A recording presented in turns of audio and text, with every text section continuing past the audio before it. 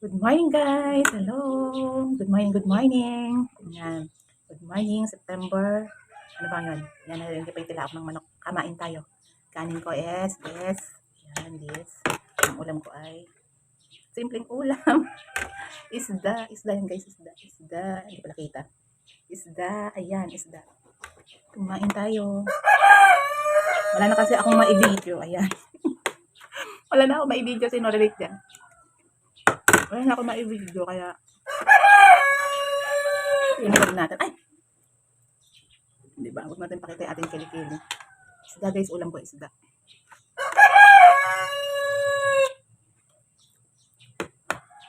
Hala kayo dyan. Yung dumilim.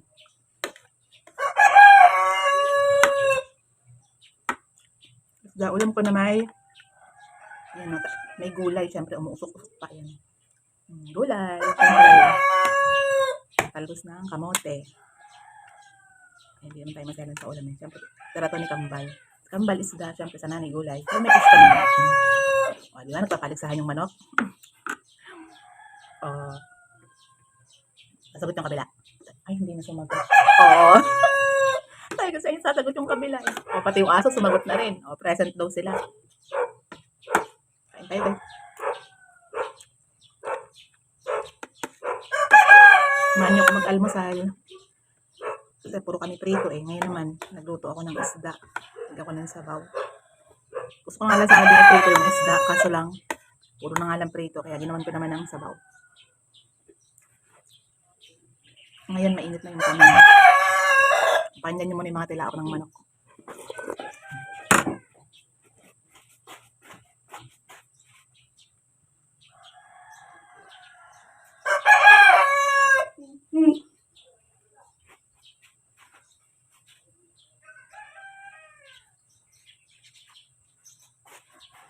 Ayan, nakatayo lang dito lahat. Yung mga aking bilbel. Ayan, kumain tayo.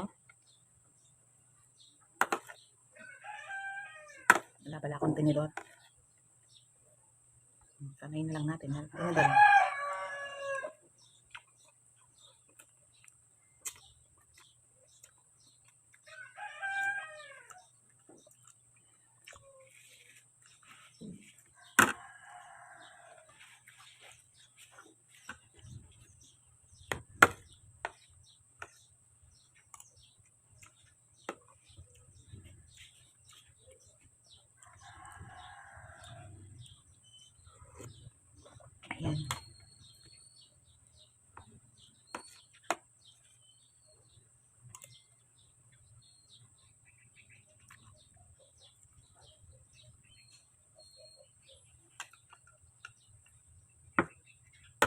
Ang ulam ko ay pambansang isda. Tilapia. Paulit rin kasi ito ni Kambale, lalo na pag prito. Buti nga nasanay na rin sila sa isda. Dati talaga puro lang sila itlog.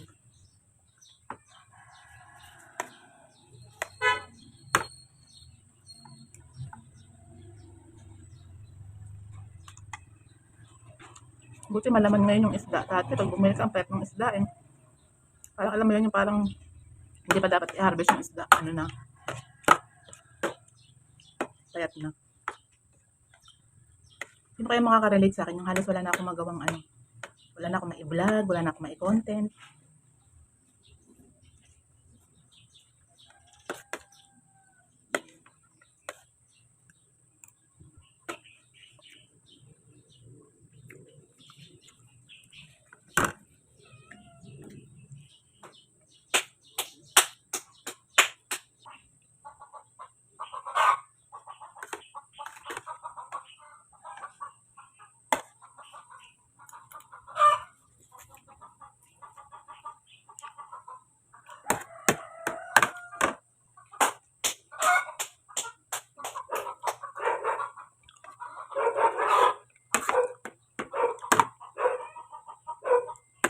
Tingin nila, no?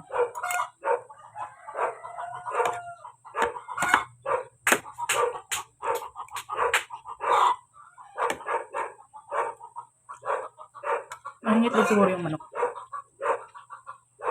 Sino ba yung nagluluto? Yes.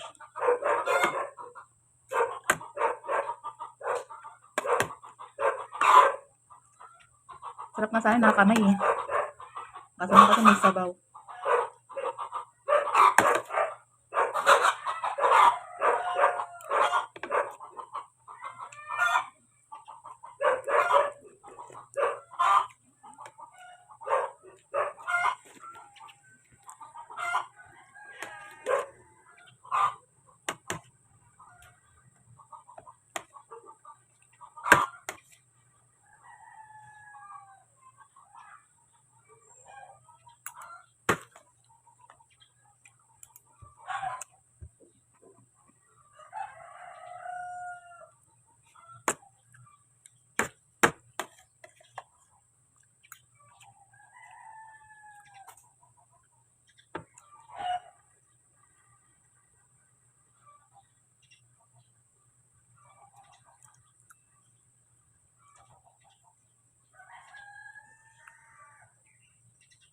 Tinik, lalaki ng tinik. Oh.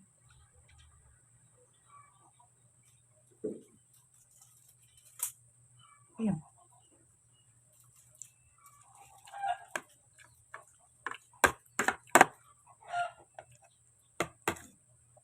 Sobrang init na kasi nung ano.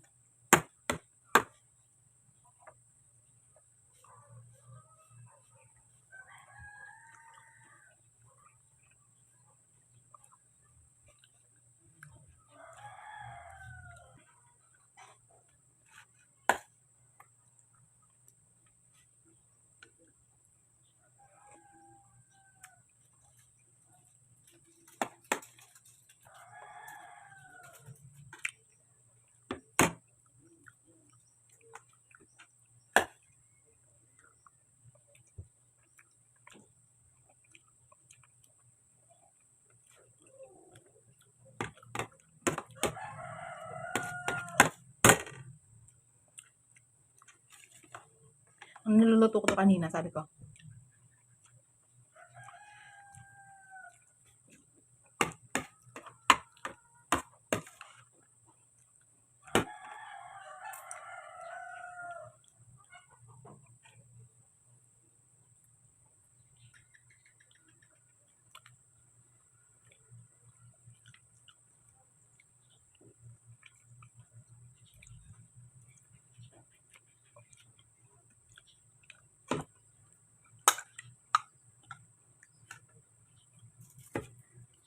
Pag nagluluto ako ng isda na may sabaw, nilalagyan ko siya ng sibuyas. Diba para pantanggal ano. Tapos yung isda, para masobrahan natin ako ng alat kasi inugasan ko din muna siya ng asin para matanggal yung lansa. Parang umalat ata.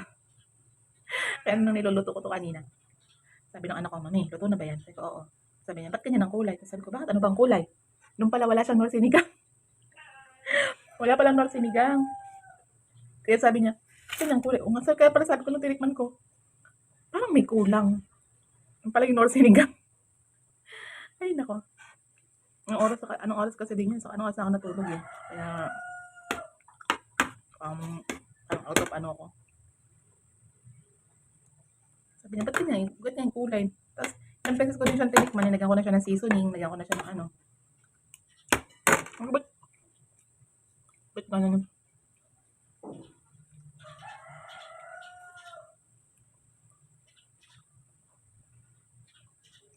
Wala si Kambal, nasa school. Mamaya puntahan ko na yun. Pag umaga kasi pinakasabay ko na siya dun sa ano ko, sa kapatid ko. Minsan kasi pag ano naman, pag may lakad yung kapatid ko, siyempre, no-choice ako. Ako mag-drive. At saka iniinda ko nga guys, ito oh. Ang dito ko, sobra sakit. Lala ko tuloy si Branda eh. Ano si Branda? Fight na ba? Palakihan ng braso.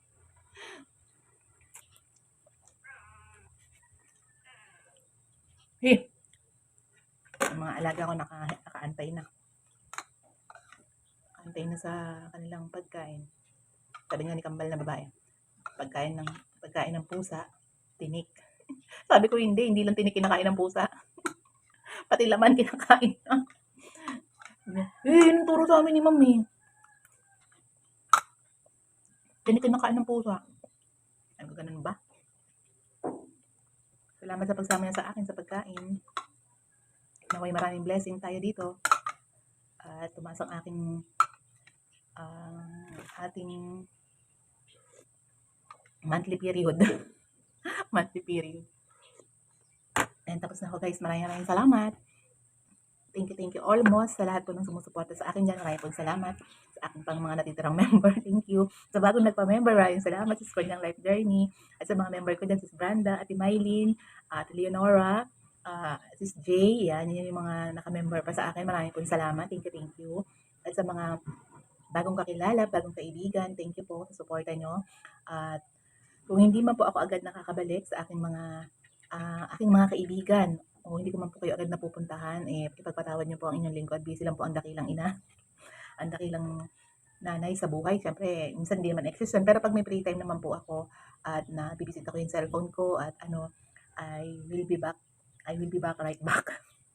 Iyan po, maraming po salamat at kahit sabing enjoy lang natin dito kay YT, siyempre may mga priority pa rin tayo sa buhay na kailangan nating unahin at anuhin. Pero siyempre, dahil ginawa natin yung kay YT, may kakaakibat na ito na kailangan din natin itong bigyan ng oras kasi sayang naman yung pinagpaguran natin kapag ito biglang nawala lang dahil sa ating kapabayaan. Tama ba yung term? Kapabayaan.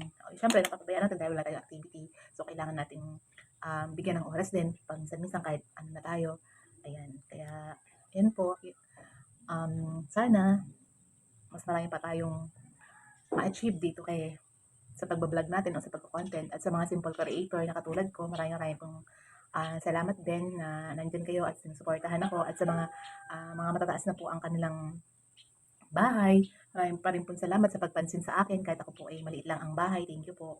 At ang aking pong mga content at ang aking mga vlog minsan ay hindi na po ganun kagarantisadong suwak. Minsan siguro po sa inyong panlasa, ipagpatawad nyo po kasi nagkukulang din po ako sa paggawa ng content ng makabuluhan. Pero naunawaan niyo din po ako kapag kapwa content creator, alam natin na ang hirap-hirap maggawa ng content, lalo na kung kulang tayo sa mga like cellphone, mga gamit, ganon, na magagamit natin dito sa pagbablog. Pero syempre, kung ano yung nandyan sa atin, yun ang gamitin natin para makapagpatuloy pa rin tayo. At saka na natin i-grab kapag meron na talagang maibibigay yung natin dito para makabili tayo ng mga kailangan natin dito sa pagbablog o sa pagko-content. Minsan kasi, I think better din ang maganda ang video, malinaw din ang topic, kung ano rin yung gustong sabihin. Kasi yan din yung isa sa para mag-encourage sa mga manonood sa'yo o yung gustong bumisita sa iyong bahay. Ganun pa man po at hindi pa ako ganun ka talagang nakakapaggawa ng dekalidad. Kasi nga po kulang din tayo sa budget dahil tayo po ay maliit na content creator lang. Siyempre, pag po tayo ay kailangan ng content o ng mga vlog talaga na magaganda, expected po natin na kailangan din natin gumastos talaga. Kumbaga kailangan nating bigyan ng magagandang gamit din na magagamit like cellphone. Yun ang importante kasi paano mo i-vlog o paano mo i-cover yung mga video kung ang cellphone mo ay blurred, malabo. Yun yung number one eh. I think for me yun yung number one. Pero kung sabi ko nga po kung ano yung nandyan, kung ano yun lang yung meron sa atin na ginagamit natin, yun muna ang i-push natin. Yan. Kasi, lalo na sa mga nag-uumpisa, syempre, hindi naman natin agad, ano ba tawag dito, ang kate? Hindi naman natin agad, lalo na kung hindi naman tayo ganun swerte na maraming gadget, di ba? So, kung ano yung tingin natin pwede natin gamitin at makapag-umpisa tayo ng content, i-push natin yon kasi parang ako, nag-umpisa din ako, hindi naman ganun kagandahan yung cellphone ko at maraming salamat din po sa sumuporta kahit ganun yung aking mga content at aking mga vlog dito sa platform na to. Kaya go lang tayo sa mga baguhan, push lang natin yan at syempre kailangan natin dito ay puhunan ay makapal ang face. Makapal ang face. Number one is face. Siyempre, kailangan paano kang haharap sa tao kung ang face mo ay mahiyain ka at ganun-ganon, o, di ba? No matter what, ano man ang itsura mo, hindi man tayo kasing kinis ng iba, kasing sexy ng iba, kasing ano ng iba. Ang importante, ginagawa natin to para ma-enhance yung sarili natin, magkaroon tayo ng tiwala sa sarili natin na kaya ko palang humarap sa camera at mag-content at mag-vlog, o, di ba? Kahit walang naniniwala sa atin sa umpisa, tinatawanan tayo sa umpisa, go lang yan, i-push lang natin yan. Importante, ang intindihin natin ay ating pangarap. Pangarap dito na makapag ma-monetize tayo o makagawa tayo ng content, mga vlog, di ba? Para magkaroon tayo ng earnings at kumita tayo dito kay YT. Pero syempre, hindi naman agad-agad yan. Kailangan natin ng oras, panahon, sipag at syaga. Kasi hindi lang yan basta-basta. Hindi natin maitatanggi na kumpara sa iba, baka mawalan tayo ng gana kaagad kapag nakita natin yung mga ibang nagko-content, wow, ang ganda nila, baka hindi tayo mapansin kasi sila bukod sa maganda na, may kilala na. So, syempre, kailangan ang mindset natin ay push lang ng push, positive thinking, positive way. Kung nahihirapan, pwedeng mag-stop. After mong mag-stop at makapag-isip-isip ulit, go ulit, push ulit. Kasi sa pasok mo dito, marami kang may experience, maraming struggle, maraming ups and down, pwede ka nang sumuko, pwedeng ayaw mo na, kasi napagod ka na, nahihirapan ka na, wala ka nang maano. Kasi sa pag na-monetize tayo dito, hindi naman ibig sabihin nun ay jackpot na tayo. Kasi pag na-money tayo, pagtatrabahuhan pa rin para bago tayo kumita. Kung ano yung umpisa natin ginawang sipag, yun pa rin ang i-enhance natin or tuloy-tuloy para tayo ay lalong magkaroon ng earnings. Hindi natatapos kung tayo ay money na. Sa mga hindi pa money syempre ako din katulad ko dati, ang hinahangat ko palagi, sana ma-monetize na ako, ma-monetize ako. Kasi akala ko pag na-monetize ka na, instant may kita ka na. So, hindi rin ganun kadali, guys. Hindi rin ganun kadali yung ganung part. Kasi pag na-money ka na, lagi mo nang i-google din yung oras mo, lalo sa pagpagandahin ng yung content, kung saan ka bahiyang na content, dancing, singing, cooking, travel, yan. Kasi kung ano yung napupusuan sa'yo ng mga ng mga viewers mo, syempre minsan yun yung bibigyan natin ng push. Pero sa katulad ko, halimbawa, comedy, cooking, kung hindi naman ako, wala naman akong sapat din na na gamit o something o pa travel, vlog, di ba? Siyempre pag nagta-travel ka, ano ba ang kailangan? Siyempre budget din. So, kung ano lang muna yung kaya natin, diba, dito sa bahay, paikot din sa bahay, o yung everyday routine para may content, yun muna yung gawin natin, o di ba? Yun yung maisasuggest ko dun kasi yun din naman yung aking base of my experience. At syempre, hindi ko pa rin, nung namoni ako, syempre, unang buwan, pangalawang buwan, nandiyan pa yung ating mga kasama, pero so matatal, medyo naglalaylo tayo kasi minsan dumarating yung may mga kanya-kanya tayong priorities, may mga kanya-kanya tayong ginagawa, may kanya-kanya tayong busy. Pero end up kailangan natin umikot pa rin at bigyan pa rin ng oras yung mga kaibigan natin na nandyan para bisitahin tayo o puntahan tayo. Kailangan huwag natin silang kalimutan na mag-comply tayo sa kanila, o di ba? Yung parang ganun. Kasi kailangan natin maging busy din ng ating activity. So, yun yung ma-share ko today. At kasi wala na akong may content. Wala na akong mai-video, yun po. At saka, I would like to thank pa rin kay Ate Pet na nasa Malaysia na siya ngayon. O, di ba parang kailan lang na nag-umpisa ako na nanonood ako sa live niya. At syempre, pumapasok ako tuwing live niya yan para makipag-bakasan, maki-join. At syempre, sa tulong nila, pati ni Sis Konyang dyan, ni Sir Allen, at saka syempre sa mga kasamahan ko dati sa Team Tilapia, at saka sa The Addicts. At bukod doon, syempre, nag-spread, marami akong nakilala, marami akong naging kaibigan dito, marami akong natutunan din, marami akong pang mga na-encounter na mga kaibigan dito. Kasi yun naman ang importante, kailangan natin mag-spread o wag lang tayong umikot dun sa isa na iniikutan natin. So, kailangan natin umikot ng umikot para mas lumaki yung mga kaibigan natin dito sa ganitong platform. Kasi kung mananatili ka lang sa isa, so ibig sabihin hindi ka nag-grow, hindi din maganda yon. So, kailangan natin din mag-grow. Kahit hindi pa tayo money o monetize na, kailangan nating mag-grow at kailangan nating umikot ng umikot hanggang sa mahilo ka. At saka, from the bottom line, kasi darating dito yung time na mapapagod ka at hindi na magsasawa. Pero parang sa experience ko, yung parang nawalan ako ng oras. Aminado talaga ako doon, nawalan ako ng oras. Hindi ko na continuous ko ano yung sipag ko noong una. Talagang siguro para wala nang maraming excuses kasi pwede mong sabihin excuses na talagang pumasok na si Kambal sa school, naging busy din talaga ako, maraming ginawa, kita naman sa katawan ko, di ba? naging busy sa pagpalaki, charot. I mean, may mga iba tayong napuntahang routine, so napabayaan natin yung ating activity na nagko-cause din niya ng paghina o pagtamlay ng ating channel. So, sayang naman yon kung mawawala lang kasi lagyan ng isipin, pinagpaguran natin ng ilang buwan bago tayo ma-monetize at hindi rin basta-basta. Kaya wake up call na palaging bigyan ng oras. Oo, kasi oras talaga. Kahit sabihin, ni-enjoy lang natin to, kasi mawawala yan kapag pinabayaan natin ng tuluyan. So, sayang naman. Kaya kung mag-umpisa ka at magbabala ka dito, kailangan mo rin talaga ng oras. Panahon, oras, sakripisyo, galaw-galaw.